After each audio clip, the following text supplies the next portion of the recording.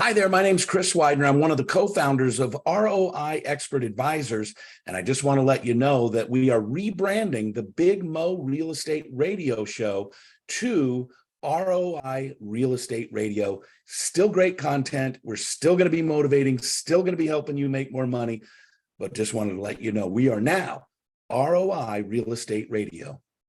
Hey, everybody, it is Chris Widener and Chris Stegg coming to you. It is Big Mo Real Estate Podcast. You can find us at bigmoradio.com.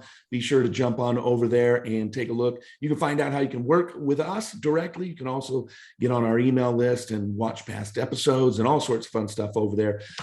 Today, we're going to go a little bit longer. We typically spend about 20 minutes together, but we want to take a topic a little bit deeper because it has an effect both on our professional life, but also our personal life. And so today, Chris and I are going to talk about relationships and the power of relationships. And we'll probably talk about some pitfalls of relationships, but I'll kick us off by saying this. I have a quote. In fact, I was thinking of it earlier today. The best thing about life, people. The worst thing about life, people. And that sort of gets to the crux, I think, of relationships. Relationships, I mean, the exquisite, love relationship with your spouse, the kind of relationship you have with your children, you're mentoring them, the deep friendships that we create, those are the most beautiful things about life. But then the breakups and the business relationships that go south and the difficult people that we end up working with, that's the worst part about life. So, Chris, let's talk about relationships today. Buddy, I'm so happy to be here. And what a topic to really kind of talk through and add some insight.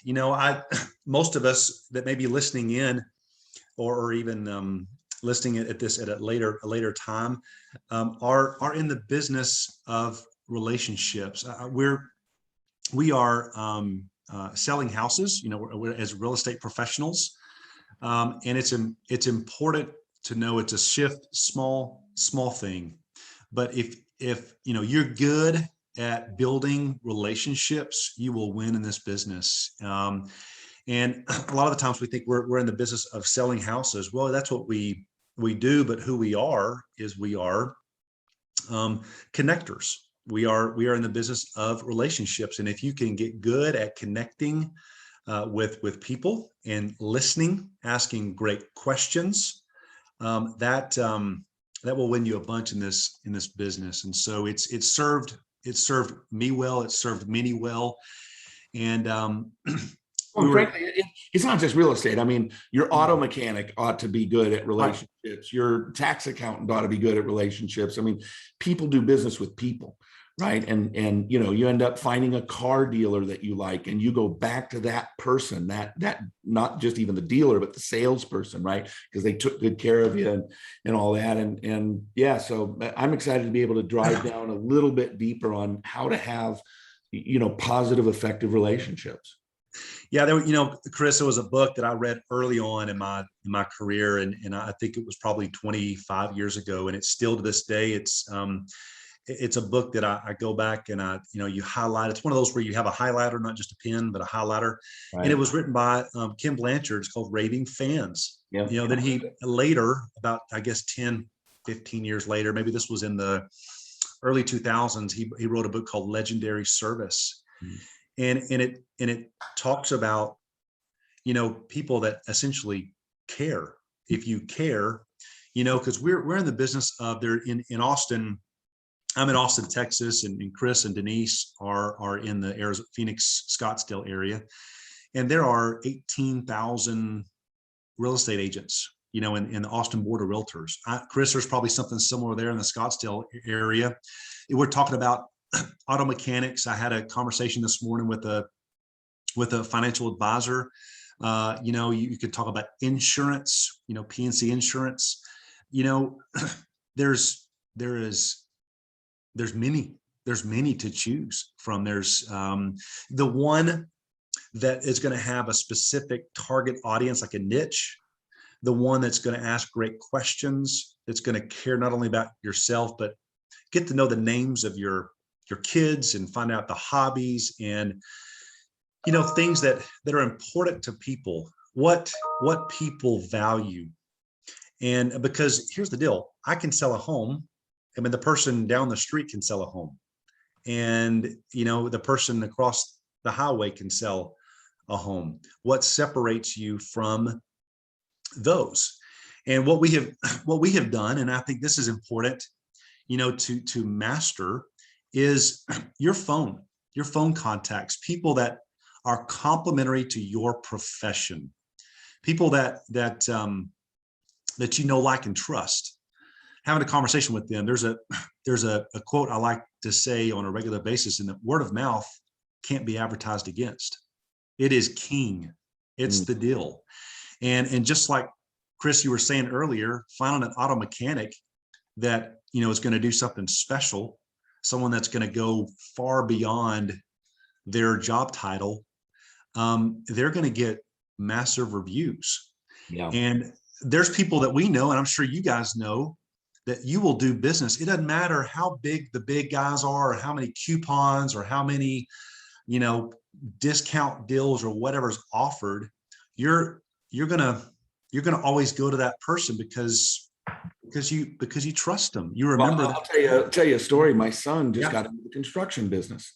Okay. And he's very handy. He's the kind of, when he was 10, I'd give him $20 to put the lawnmower together, or whatever, because I am not handy in any way, shape, or form. He built all the shelving in our garage when he was like 12. He's very, very handy. So he decided to go into construction. He wants to flip homes and, some of that kind of stuff.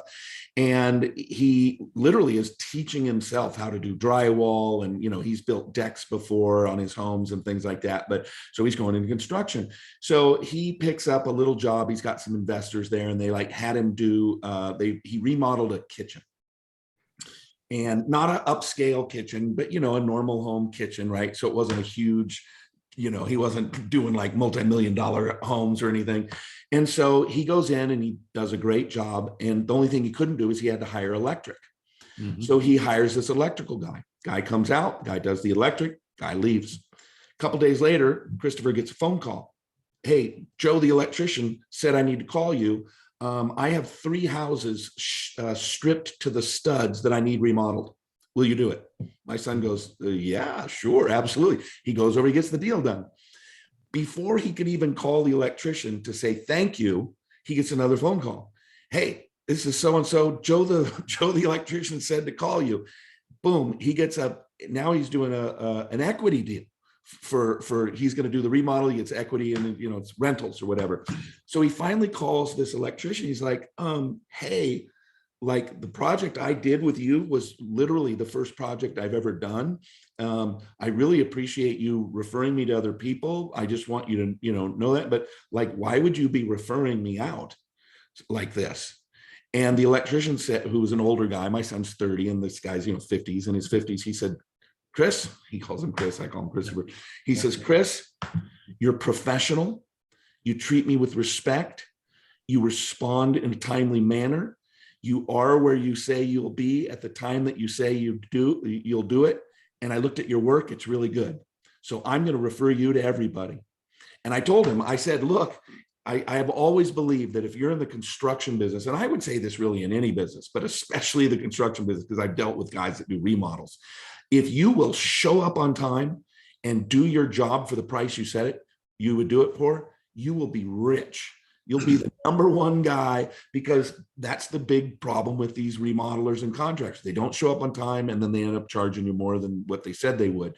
Or they'll show up and say, oh, I forgot my hammer. I'll be back in 15 minutes. And then they don't come back for 3 days. So I just found it really fascinating that this guy, he immediately dove in and started really building my son's business for him. And it was around that professionalism in that relationship. And he liked him. And he knew he could trust him because he shows up on time and he's doing good work. And now that's what getting to that point of is you can't advertise or argue against word of mouth. And that's what this guy's doing. He's out there building my son's business for him just by telling all the other people that he's doing electric for.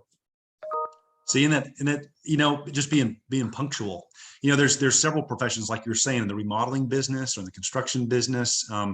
Here it's in the pool building business. I mean, we've the pandemic and COVID and some of the the seasons of life that we've experienced over the last year. People have gone into building pools because they have to stay at home. Yeah. And, you know, it can work against you as it can work, you know, for you. And, and, you know, as long as, like you're saying, Chris, you're responsive, you're clear on communication, you're punctual, you take care of people, you know, grace is a great thing. You know, goofing off is another thing. And that's why Christopher has gone about and gotten this work. And, you know, what we want to do is we want to help you, our listeners, people that are listening in on this, as to how do you make more money? You know, this is a building massive momentum. And I would strongly encourage, you know, real estate agents in this particular case to develop relationships with a good insurance gal or guy. Yeah. To find somebody that not only can maybe do your business with, but have a conversation and saying, hey, how could we partner together and help each of our businesses grow? You know, would that be something that would it be interesting to you? So like a primary relationship where you say, look, I'm going to refer you, you're going to refer me. You know, I don't know, this is not a plug for BNI, but I've known some people who've been in BNI before, and I'll tell you, there are some professions that work in BNI and some professions that don't work very well in BNI, but I have real estate friends who are making fortunes just off of their BNI business because you're only allowed to have one person in it. So whether it's BNI or there's a ton of these other kinds of networking groups, get involved where you can create relationships with a group of people who they are there to promote your business and you to promote theirs as well. Yeah, this is certainly more of a give. If you give, you know, and then that's the whole philosophy behind BNI is givers gain. I mean, that's the big deal. And so you really want to partner with someone that's hungry, you know, that is and make some very specific qualifications, that's not working with someone in your profession exclusively. You want to give exclusivity, you know. And I like what you say about gaining, right? When you create that exclusivity that you're talking about and you start giving, you're going to, like, let's say you go to an auto mechanic and you're like, why as a realtor would I connect with an auto mechanic? Why would I do that? And well, let's just sort of play this out. You go to your auto mechanic, say, I'm a realtor. I'd love it if you'd refer me, make me your preferred realtor, you know, that you refer people to, and I'll make you my preferred. This is the key. I'll make you my preferred car mechanic. Now, what's that mechanic going to think? He's going to think, okay. He probably won't be jazzed about it until like the fourth person comes in and says, hey, Chris Stegg told me I should come in here and get my car done. Now he starts going, oh, and it's that law of reciprocity. So I think that in terms of relationships, we have to initiate it. And that's why I love what you said that about. It's about giving. It really is about giving. You're meeting with these people first and foremost to learn about them. I mean, you want to find first a professional that's complementary to your business. And what I mean by complementary is that you're through a real estate transaction, there's about 14 professions that are touched throughout, from contract to close or pre-contract. Let's go through some of those. What are some of those important ones that everybody should have a relationship with? I would say this. First is a lender, someone that you can go to. There's many, just like there are real estate agents. There's many, but you want to find someone that will answer their phone, that will, you would have a preferred method of communication. Is it text? Is it email? Is it by phone? But someone that you know, like, and trust. Someone that doesn't maybe has a great deal of business, but you're not getting handed off to another loan officer. I mean, you really want that person. So a mortgage guy, an insurance, PNC insurance. And what you'll find is that the mortgage, the loan officer will develop a relationship with the PNC insurance, because that's where it gets handed off to pretty quickly within the transaction. And so it's a win-win for that insurance agent, because they're not only getting business from the real estate professional, but from the mortgage profession. Inspection. those that do the inspection. That's a big one. Let me tell you another one is a roofer, someone that that is hungry, that is professional, that that is going to take care of your clients and yourself, someone that's going to answer their phone. Would that include any of those, like service, like a roofer in your area or Scottsdale, a pool guy, you know, a remodel guy, a gutter guy, like any of those service? And I agree, but I think a lot of times people have a whole list of these folks. Yeah. I think what you're saying, and I agree with you, is we should have one first and foremost primary relationship with maybe two or three if I have to, you know, get something done in a way that guy can't get it done or something. But yeah, and I would be Chris, that's good. And I'll be very careful to say that, you know, to give exclusivity, because, you know, there's personalities, you know, there are, you've got first time home buyers, and you've got those that are on their second, third, fourth, fifth home.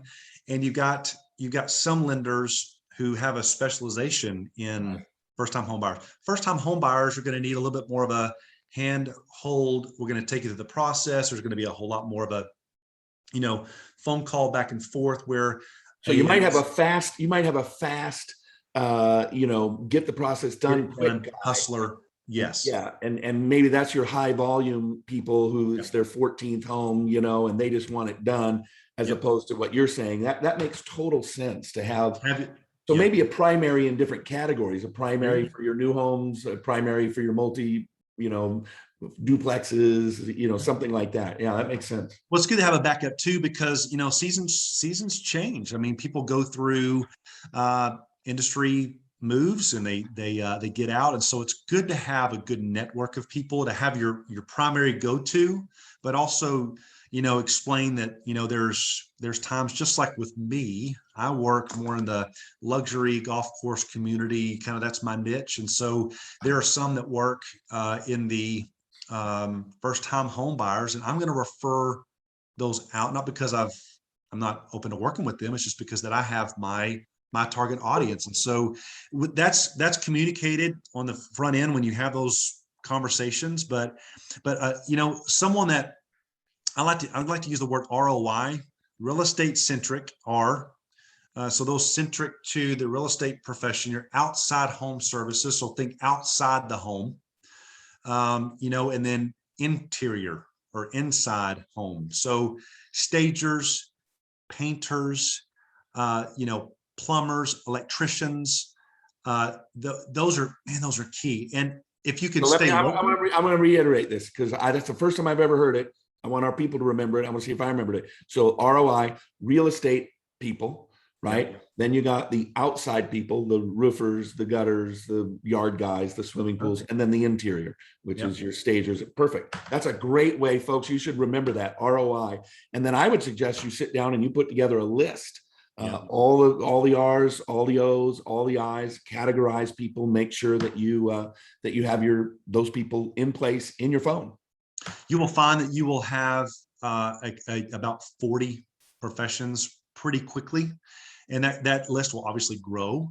But I have an auto mechanic here that he's actually mobile, and because I have sent him so much business, in fact, I've sent him so much business that he is able to get a brick and mortar because of the business that I've sent him. Wow! And let me just tell you, I have free oil changes for life. Like I've had people like that too, where they're like, I'm not even going to charge you. You've sent me so much business, I'm not even going to charge you. And it's hard to even, like, you know, how far down the tier does this go? Yeah. And I'll send them a lead. I'll send them there's a difference in a lead versus a referral. We want to be in the business of getting referrals versus leads, because the referrals are more relationships. There's a proper introduction, where leads just kind of like you know, there's no really qualifications. It's kind of just here you go. Yeah. You know, but I started this relationship with this mechanic, and let me tell you how this kind of ties back into the real estate profession, is that we are called on first and foremost, we're in a city where Austin is, we're seeing a lot of relocation from parts of like West Coast and like Seattle, Portland, even from like the Midwest, and we're getting like 40+% Wow. moving here every single day from outside the state of Texas. And so, they're calling on the real estate professionals for, who do you know for this, or where do you go for this, or where do you go for this restaurant or this party or this event, or Yeah, who I was can, even thinking like dentists, right? People are Dennis, that's a they're laying in great the one. chair and the dentist says, "Hey, what's new with you guys?" Well, we're thinking about moving. Really, you got to talk to my friend Chris. I mean, there really is no profession you shouldn't at least have some sort of a referral relationship with. A hairstylist, someone that, I mean, you're sitting there, you're talking with someone that is in the chair for 30, 45 minutes, and they're talking about life in Yep. general. And if you care for them and if you send them business, they're going to refer you. You won't even really have to give out your business cards. They're going to have you in their phone, and they're going to say, you know what? Let me make the introduction. That's a referral, not just a, hey, here's his phone number, here's his card. There's, that's not building what we would consider a raving fan base. Yeah.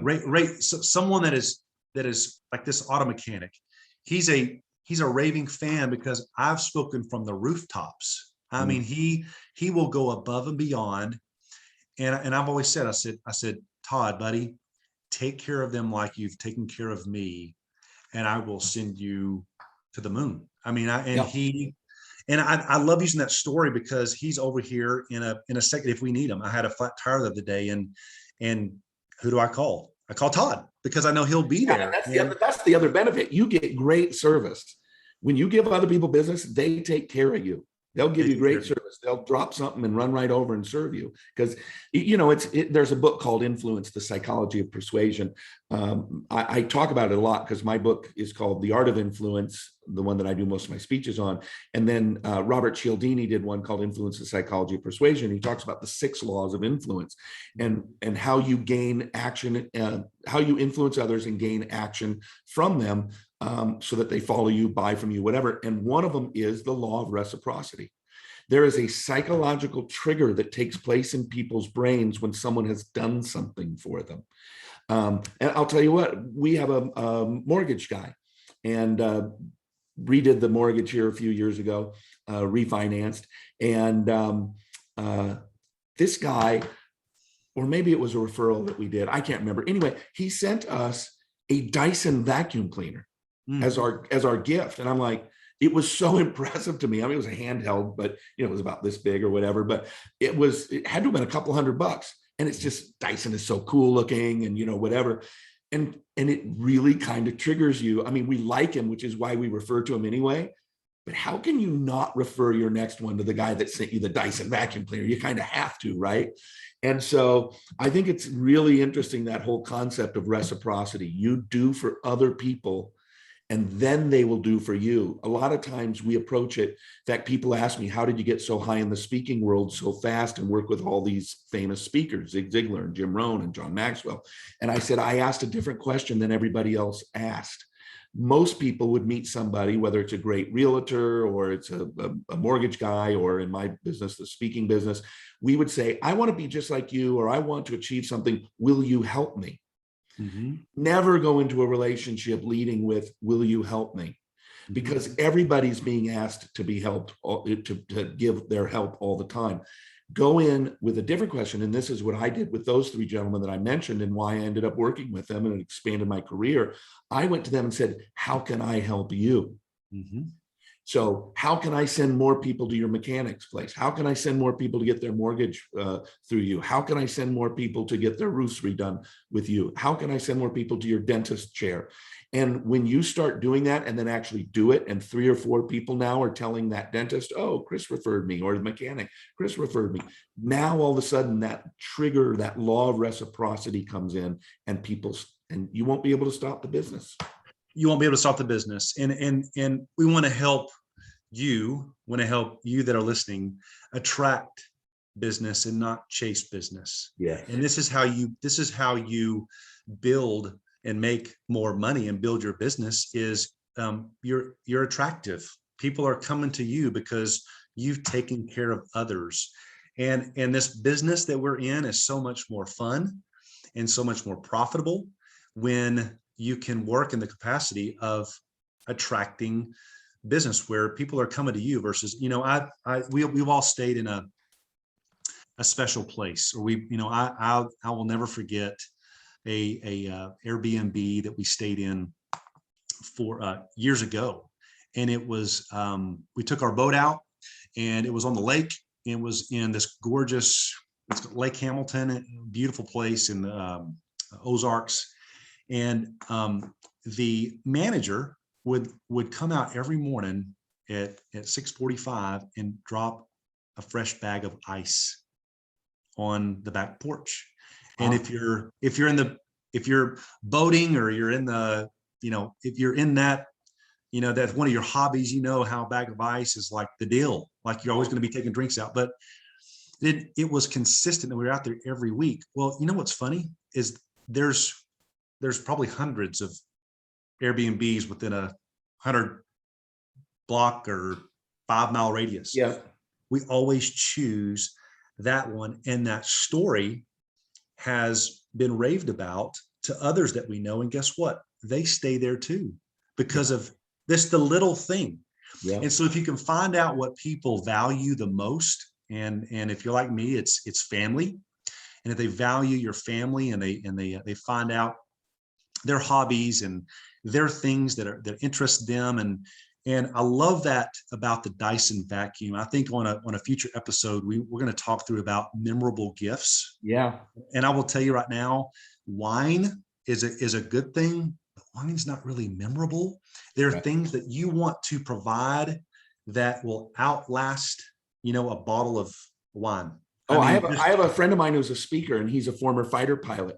And he found these little, they're probably 24 inches or smaller statues. There's like 7 different versions of it, and they're like a bronze statue, kind of like clay has been molded, so it looks really good, but it's kind of rough. And it's 7 different fighter pilots. Like one of them, he gave me one of them once, and one of them, he's kind of holding his hands like he's showing, I was here and the other jet was here. Another one is him with just, the radio stuff hanging around, walking in his flight suit, whatever. Well, these things cost him a couple $100, but every person who hires him gets one of those statues. And at the bottom, it says, thanks for flying, something like, thanks for flying on our, on our sortie together, or something like that. Waldo Waldman is his name. Waldo. And so it's just a really great, and it's memorable because nobody's going to throw that away. They put it on their office, on their office bureau or desk or something like that. I kept mine in my living room in my office for years and years. So, well, see, that funny too, because there's another great book, and I'm going to recommend this to folks. It's called Giftology. And it's a great book, and it's written by a guy who actually now puts together, his whole team puts together specific gifts for these large corporations. I think they have stores, actually. There's a Giftology here in Scottsdale. Is there? Okay. So, I mean, all this to say is that a Dyson, I've handed out iRobots, for those that, that's always going to be there. They're always going to be thinking, Chris Stegg. Those that love, have animals, and animals are their children, BarkBox, a subscription, things that there's a ton of those, right? Chewy and BarkBox. There's a ton of those. I have about 6 to 7 gifts that I have given on a regular basis, that it's because of those gifts that's what they speak about. That's what these clients speak about. They can talk about my service and how I've cared for them, but they're going, you would not believe what we were given. And that's the thing that they talk about. And it's fun. It's fun. And so, yeah. Let me ask you this. So gifts are kind of easy. Get a gift, give it to them. And they can be personalized, and they are memorable, but let's talk about some other things that we can do to sort of facilitate and grow the relationship. One of the things that I think is really important now more than ever, note cards or greeting cards or whatever, knowing their anniversary, knowing their, and there's some form, I can't remember the form, but you get it when you buy a house, and then you have to file it at some point. I can't remember off the top of my head, but Denise keeps all of those. And then she knows when they're supposed to file it, and she emails it to them. And like 90% of them come back and say, oh, I lost this. I didn't know where it was. Thank you for sending it. So she shows up there. But, the idea with greeting cards, know their birthday, know their anniversary, know where their kids go to college, know where they went to college. And, if they went to University of Nebraska and Nebraska won a big game that week, write a handwritten note. Hey, Joe, I saw Big Red pulled it off on Saturday. Drop it in the mail. You're going to break through the email clutter. You're going to break through the text clutter. The guy probably hasn't gotten a real handwritten note, let alone you remembered him. Little things like that are really important. And one of the things that I always use, and I don't think you have to use them all, but there was a book written, you've read it, I'm sure, Chris, Swim with the Sharks Without Being Eaten Alive by Harvey Mackay. And in there, Harvey built $100 million a year business in the envelope business. One of the biggest envelope makers in America, probably in the world. And he has a thing called the Mackay 66. You can Google it and find it. The Mackay 66. These are 66 things that everybody should know about their clients and prospects. And I mean, frankly, if you know about 15 of them, you're probably good. Where they went to college, what their anniversary is, what their wife's name is, their children, where they went to college, so that you can create that sort of ongoing personal relationship. And then the last thing I would say in terms of note cards is, and again, I don't get paid for any of this, it's just people that I know and people that I've seen, is send out cards. If or a service like send out cards. I'm not endorsing send out cards, but a service like that where you can upload all of your information and literally just go in. I got to send Joe a letter. Now it's not handwritten, but it looks like handwritten because you can choose different fonts and things like that. Fire it off. Now they have gifts attached with send out cards where you can send them brownies or cookies or, that kind of stuff. But there are some ways that you can automate that follow up and continuum, but do it in a personalized way so that the people know you were thinking about them. And that's really the relationship builder. They know that you were thinking about them. Yeah, it's not dear resident or dear, home seller, or it's by name. I mean, one of the first things that I will share with you is that you want to get good at knowing names and calling them out by names. There's a great book written by Horst. It's the founder of Ritz-Carlton, and it's a recognition of their worth. When you in somebody's name, I mean, there's something when I say, hey, Chris Widener, hey, buddy, good to see you today, Chris.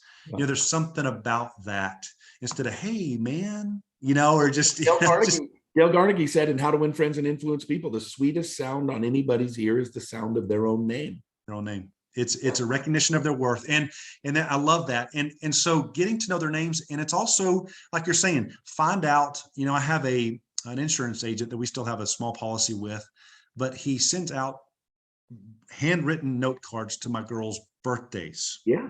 And I'm like, that means the world to us. And it's not some general, happy birthday. It's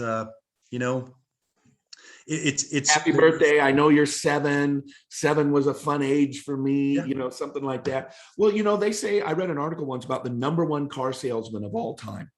Like nobody has sold more cars than this guy. He was in the car business for 50 years or something like that. He sent out, I believe the number was 40,000 handwritten cards a year. And that's the only thing he did for business.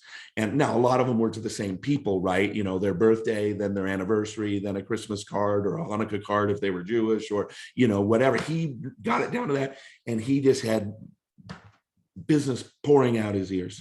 And it was all built on greeting cards. Let me tell you, this is about doing different, being different. And I will tell you, it's something that is not being done by many. We live in a digital age, and so people are going with the flow, but handwritten cards will always win. It is a person to person, in-person lunch with the person giving full attention and listening to that person versus a Zoom or versus a phone call that, distractions are just going to be something that are just going to come about. So make that person feel special. And I'll I want to kind of close and Well, Chris, I'm going to ask you a question though. You mentioned, yeah. I want to dive deeper with you and get your opinion on this. Yeah. You mentioned go to lunch. Yeah. How often should we actually go meet these folks, whether it's lunch or coffee? Because especially with COVID shutting everything down and nobody was meeting, whatever, I think we're going to get back to getting in person and all that kind of stuff. How often, like, should you take your mortgage broker out to lunch once a year? Should you be going to lunch or coffee with these folks just to create that personal in-person touch? It's a great question. And I know this as a real estate professional, and those that are listening in, you could get a free lunch by a lender every day of the week, especially when you're first in the business. They're wanting your business. A great question might be is you always want to ask this question is tell me about yourself. Tell me about your business. I mean, or just when you hear tell me about yourself, you're not asking them about their business in particular. You're asking them about themselves. Yep. And so they're going to talk about some things that are precious and valuable to them. And then eventually you're going to find out about their business, but they're going to talk about their family. If they have a family, they're going to talk about, their hobbies, their recreational hobbies, what they do. They're going to talk about, their business, more so. And I think it's asking great questions. In the beginning is, hey, I'm wanting to grow my business. I know you're wanting to grow your business. Is there a way that we could continue this relationship or dive deeper into this relationship to where I could find out more about you and could send you some business your way, and then in return we could form a hand in hand, side by side partnership. Yeah, I like that, coming in and asking them those questions. How can I help you? How can I grow your business? How can we work together? You're asking them if you could send them business. And if you can serve them. Yeah. And so it's this whole thing about, it's all about them. And so I would be very careful, but when you're first getting started, or if you've been in the business like I have, you're very careful about, who might, you might, spend your time, because obviously giving your time away, because you could, I think it's important to have those lunches, to have those 30-minute coffee sessions, but you're going to find out real quickly who to work with and who not to work with, and who you like and who you vibe with. And I'm going to give you two things that I do at lunch to make sure that you are not talking too much and to make sure that you're drawing the most out of them. The first one is this. I always take my phone to lunch. But I never use it. But here's what I do. I put it down next to me, and about 30 seconds into the other person talking, I interrupt them. You're like, how do you build a relationship interrupting them? I interrupt them. I say, oh, wait a minute, just wait a minute, real quick. I pull my phone up and I go, I'm going to turn my phone off here because I want to make sure that I give you my full attention. And then I put my phone down. Do you know what 90% of the people do that I'm having lunch with? Do the same. They say, oh, that's a great idea. I'm going to turn my phone off too. Now you've cleared the deck. Now it's just the two of you. I do that all the time. The second thing that I do is I monitor. I look at, they put both meals down. Here's how you can tell if you're talking too much or listening more than talking. Who's finishing their meal? My goal is to always be done eating before they are halfway through their meal. You know why that is? It means I'm eating and they're talking. And I know that's a silly little thing to do, but I monitor. I make sure I'm way ahead of them in eating, because it means I'm not talking, because as everybody already know, and you already know, I love to talk. So that's a little trick that I use to keep my mouth shut or keep my mouth open, but food coming in rather than words going out. That the whole phone thing is man, that's so true, because we've all been at these lunches or even these coffees, and you're going like, why are they always looking at their phone? And maybe you're the one that's looking at your phone, and you can know that there's just a different dynamic.